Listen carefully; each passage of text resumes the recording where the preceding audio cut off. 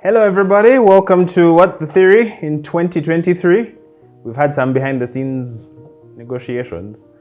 If anyone knows how to count down from 5 to 1 with Roman numerals and can do it with their hands, please show us. V1, IV. Anyway, today's episode, which is the first of 2023, is going to be about the body. And I'm really excited about discussing this. It's a follow-on from the last series, which is Nothing at the Center. The feedback that I got from that series was it was a little esoteric, let's put it nicely. It was a little all over the place. But I think today's episode should make sense of that one. And I'm giving it in light of the fact that I'm 38. Can you imagine? I'm an old man. Anyway. So today's episode is about the body, and we're going to talk about the aesthetic value of the body, about what it means when you're sick, about the mind-body problem, and I'll give you some thoughts also that might be a little controversial, but as always, it will be with I guess there's a reason behind the madness.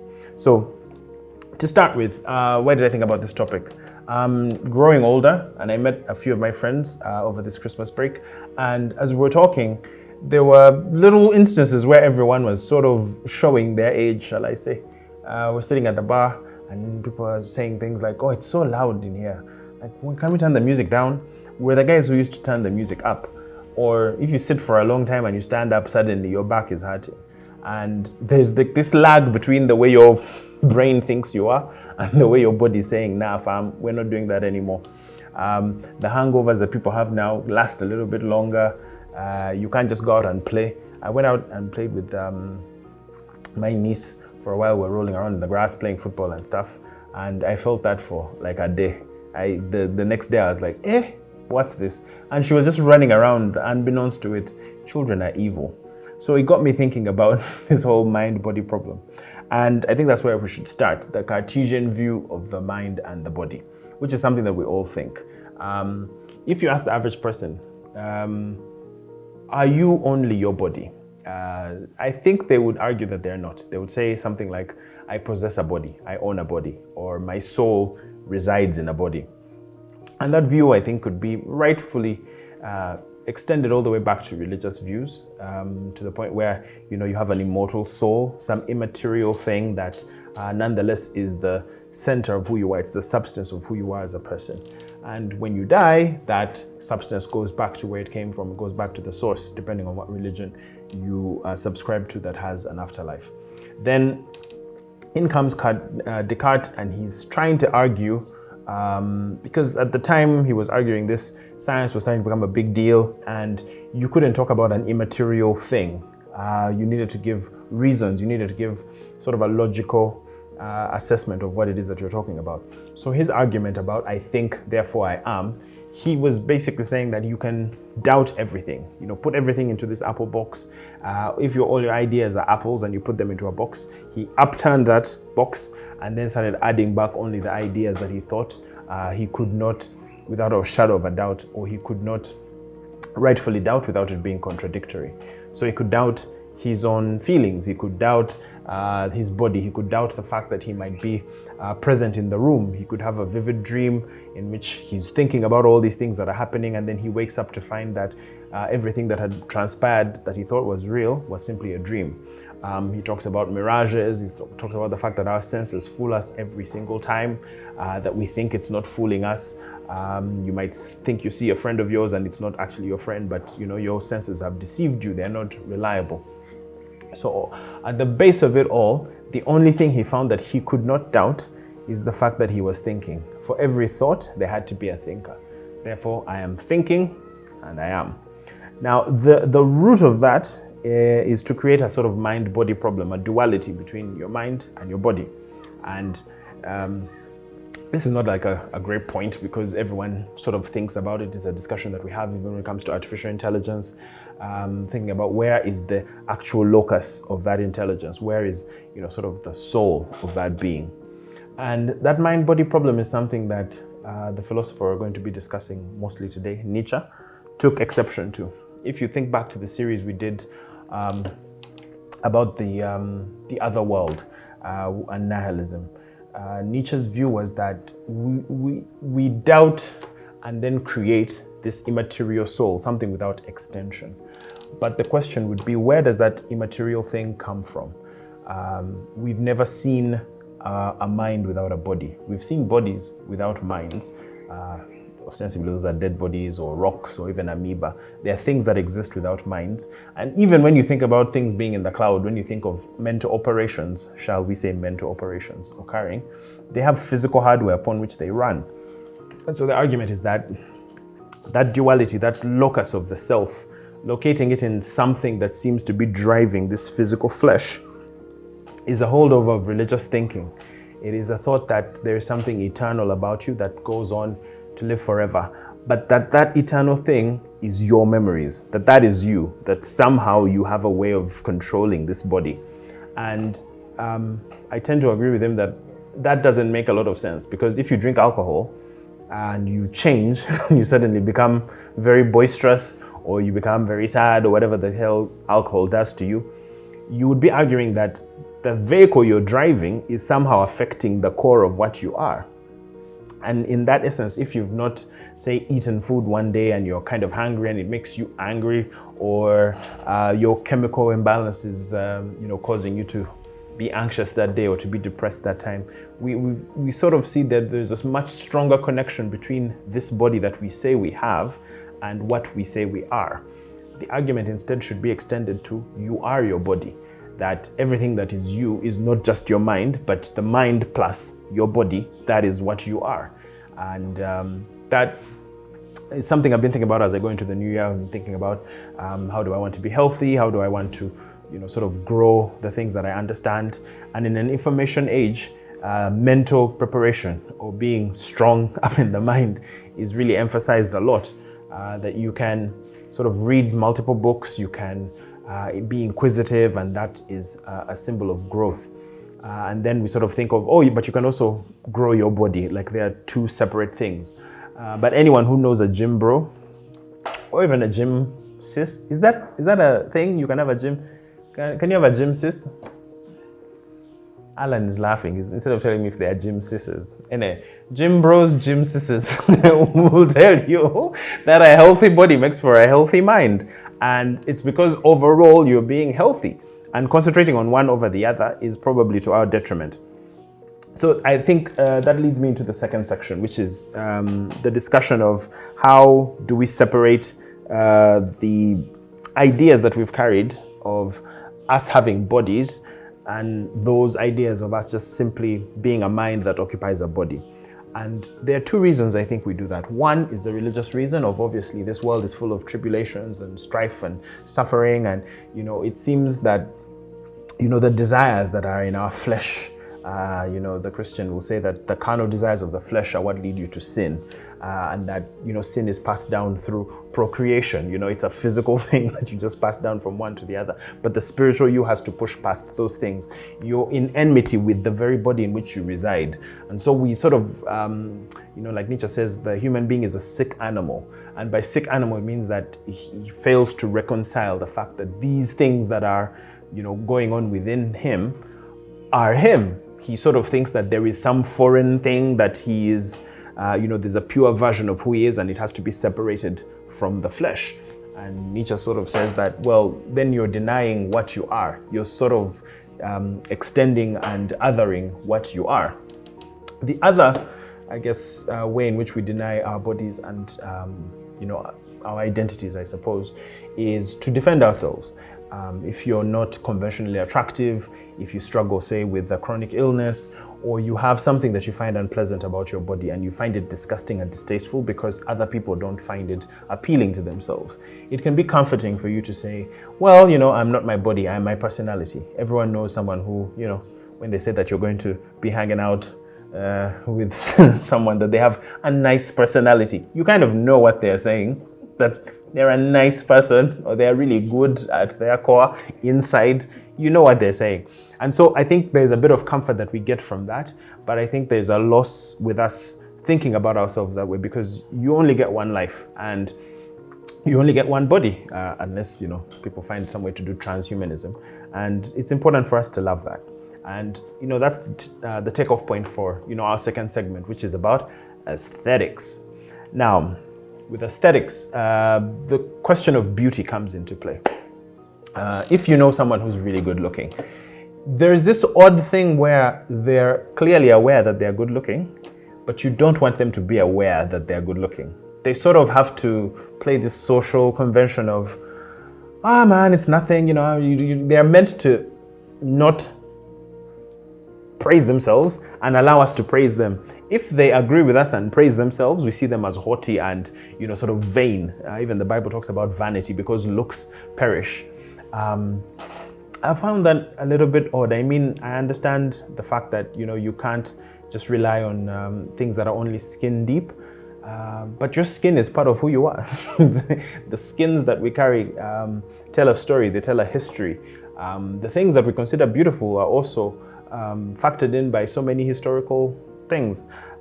If you read in Europe at the time of the Industrial Revolution, just before things were starting to become really mechanized, having a fat body, shall we say, overweight, having pale skin was considered the standard of beauty.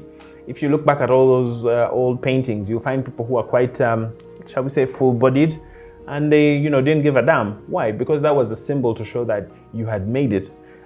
In Uganda, of course, they're the guys, when you see a big belly, it means that that's the guy who's landed. So it may not be aesthetically pleasing to everyone, but it's a symbol to people that, I can afford to have excess. I have enjoyed quite a bit. And now there's the reversal where I suppose there's a lot of excess in the world. And so that image is seen as distasteful. And someone having six-pack abs is sort of seen as, that's that's a powerful person. But if Brad Pitt were to go back in time, they would probably think he's a hired hand on a farm. They'd be like, hey, this guy is barely eating. Like, where can we see his bones? So it's the fact that these things are sort of fixed, that there is an objective standard of beauty, it clearly isn't the case. And the reason I'm talking about aesthetics is we like to think that we are above them, but they're really crucial in how we make decisions. There are people that we see who are beautiful, and they seem more confident, and they seem like, they're good people. That's the halo effect. I've experienced this in my workplace as well. You're interviewing, say, a candidate, and someone walks in really nicely dressed. They look quite attractive. There is almost a lack of resistance that you put to their ideas. You sort of think of the good guy or the good girl as someone who is both shining inside and out. And when you see people who, sort of look kind of shady, may not be that attractive, you have to almost marshal more resources within yourself to be able to give them the benefit of the doubt. Now, the beautiful thing about civilization is we realize that it's not good to judge people just off of those appearances. But there is a certain wisdom that is carried in tradition around the way we make first impressions, the way our bodies sort of communicate things to each other. And I think just because those ideas carry a lot of loaded sort of ideologies, it doesn't mean that there isn't wisdom in understanding why those shortcuts existed. They tell you a history. For a man, for instance, you're supposed to have broad shoulders, you're meant to be tall, you're meant to be really muscular, and then you go and do your work in customer service sitting at a laptop all day. The need for those muscles and those broad shoulders, the world doesn't really need that anymore, but there is a holdover of it, and there is that symbol of I'm strong. So whereas someone may have had those muscles before because they needed it by virtue of what they do every day, now it's an aesthetic choice. Now it's a way for you to signal to people that, I care about my body and I take care of myself. And then consequently, when we have those thoughts about how that person is taking care of themselves, it's easy to judge someone who doesn't have that kind of appearance. And we think that it says something about their character because of the way they treat their body. So there's a sort of paradoxical way in which we think we are not our bodies and that we transcend them, but we judge each other harshly on the way we adorn our bodies, on the way we have tattoos, or the way we decide to present ourselves. And for me, the takeaway from this is that sometimes we need to look skin deep. Sometimes we need to figure out what is it that my prejudices are saying. How is it influencing the way I judge someone? How is it influencing the way I judge myself, for instance, my own self-image? One thing I'll mention about this is as someone who had pimples when I was in S1, I really, really was comforted by the fact that I am not my body. And then when I got old, I was like, I think I'm my body. And speaking about pimples and things that are sort of unpleasant, for those of you who watched Call Me By Your Name, you'll understand this next section, which is basically titled Shit.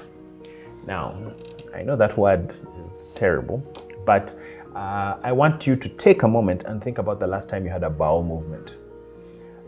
Did you look down and see what you produced, or you just, and flushed? I had this experience when I was lucky enough to travel to Germany, and their toilets have this weird, like our toilets have like just a bowl, and then you drop your, that's the healthy sound they make, right? If it makes other sounds, go see a doctor. So there, it falls on like this slab, and then there's a tiny hole in front, so it will like fall here, and before you flush, you check and see what your shit looks like. And I found that to be really disgusting. But to the people I was with, they said, well, that's part of your body, and it's a way of you knowing how healthy you are. I mean, you've probably gone to the doctor before and they've asked you for a stool sample. I still wonder how you're supposed to get that, because they give you like a little bitty bottle and then they're like, yeah, put this. You're supposed to put it. But you try and aim. Some of us scoop. But talking about that, in the movie Call Me By Your Name, there is a scene that was omitted, which is in the book. And in the book, there is, with these two guys, shocker, it's two gay men, and they're in love. And one of them is, sort of having a bowel movement, and their partner is helping them sort of have an easier bowel movement. And it's described with this tenderness, with this care and love. But the thing that kept hitting me was that he's helping him take a shit. And I don't know if I've ever been that intimate with someone where I would see something that I find disgusting and abhorrent, and my love for them was able to overcome that. And I think there's something to be said about the things that we find disgusting about ourselves, whether it is the blemishes on our body, whether it is the refuse that comes out of us, whether it's the odors, or when you're on a date and you have to like tie, it's good manners to just tie that when you have gas, you don't just release, you leave that for the people who really love you. They are the ones who get a little bit of the what you've been cooking. But the takeaway from me from that is, if you look through the things that we sort of don't want to understand, we don't want to think about our partners in that state of, having diarrhea or having some kind of illness that may cause them to not smell great. And it's interesting how those things are sort of chided and we don't want to acknowledge them, but that's part of our humanity. And I think there's something more graceful in us accepting that, yeah, I sweat, yeah, I fart, I go to the bathroom, I have stomach trouble. Alan told me that time that the best way for you to not get out of plans is just say you have dios, because people will be like, that guy must be telling the truth, because why would you tell us that you have diarrhea? And yet people have diarrhea. We all know that people get diarrhea and people get constipated, but we all act like it's someone else. It's almost like, what's it called? It's like erectile dysfunction. Every man is like, it's someone else. It will never be me. Like it's some ghost out there. But yet, everyone will probably have an episode one day, and then you'll see with yourself whether that's true. As a side note, Augustine, the father of one of the Christian fathers, in his book City of God, in Confessions, he's talking about how the male member is the most embarrassing thing on the human body, because it shows man that he's not in control of himself. Like, you might really want to have an erection at some point and it will just be like, nah man, not today. And then randomly you'll just be walking somewhere, someone brushes against you and full attention. So it goes back to the thing we're talking about in segment 1, in terms of these bodies that we have are more than our minds. Your heart works without your knowledge. You digest food and you push things out without you needing to think about it. And the thing I like about Nietzsche, for instance, when he talks about this, is in accepting your body, you accept the history that comes with your body. You accept the fact that there is a knowledge that has been molded through centuries and millennia of your body reacting and adapting to the environments that it's in. And if you think about the times when you're most alert, think about the times when you're most free. I played basketball for a while, and the times which were most difficult for me were when I was thinking too much. When I was thinking, now I need to make this pass, or I need to run down the lane, or I'm going to be the screener on the pick and roll.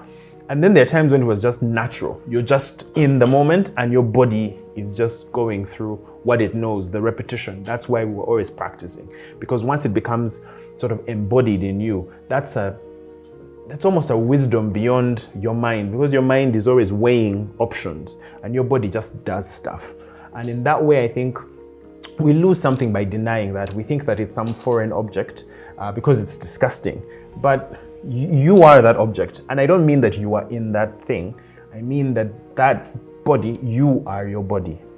And this leads me to the next segment, which is the body without organs. Throughout history, the demarcations of what makes an individual have been the boundaries of your skin, the confines of your mind make you an individual. However, I would say that being an individual is collective construction. I am an individual called Joel. I am Ugandan. I am male. What else? I have nerdy interests. All those things that I can say about myself are socially constructed, and they need to be recognized by the people around me.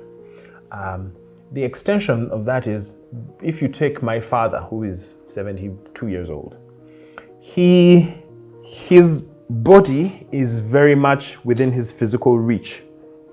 The only extensions of him are maybe like some properties that he might own. But for me, this laptop here is an extension of me. Why? Because there's some information that is vital to my everyday life that is contained within here. I know that I don't need it in my mind, but I have sort of an extension within this. My images that show up on Instagram, whenever someone comments on something on YouTube, when they say something about how I look or they say something about how I sound, they are commenting on me. But they're not commenting on my body that is physically there. They're commenting on sort of my avatar. And if you think about your body being the avatar for what your intentions are, that means we're extended all the way into the internet. And this is why I find the internet very fascinating, because we say things like we need to meet in person. And isn't your persona there? I mean, the word person means mask. It's like your representative. So you're representing yourself there. And I suppose what we say when we want to meet in person is there is some information that is only communicable by being in someone's presence, by hearing how they're breathing, by seeing their nonverbal communication, by understanding if their shoulders are slunken or even if their skin looks a certain way. There are bits of information that is speaking to you on waves that you might not be able to understand, and it helps you to build a connection with whoever it is that you're talking to in ways that a Zoom call might not be able to extend. But the definition of what our bodies are, including our rights, that's where data protection rights come in. It's saying that you have the right to own yourself, and that includes where your movements are, what you were Googling, what you were searching for, the transactions you had while on a different platform. So the definition of what it is that is our body is expanding. And as it expands to include our profiles, to include, sort of the activities that we do on different techno platforms, it's important for us to remember that all of that is you. It's you to a different extent. You're extending your presence in the world. And I think the thing I'm going to take probably from that is to pivot to people who their physical presence is upsetting to them, or they endure living in a body that is almost betraying them. And this is where I'll talk about Nietzsche. So Nietzsche has always been talked about as the guy who said, whatever doesn't kill you makes you stronger. And he's almost talked about with the will to power. And I always found it funny that the Nazis and other alt-right figures wanted to use Nietzsche's philosophy without knowing, one, that he had a lot of love for Jews and thought anti-Semitism was silly. But the other is that he was a sickly person.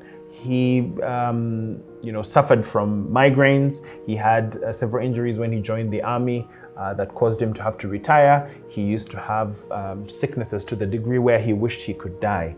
And if you ever read The Gay Science, the reason that book is called The Gay Science or The Happy Science is His argument was that in order for you to understand exactly what the meaning of life is, you never reach the conclusion, but every day you fight for it. And to him, he almost spoke about, let me actually read that passage for you so that I don't brutalize it with my own lousy ways of speaking. Here we go.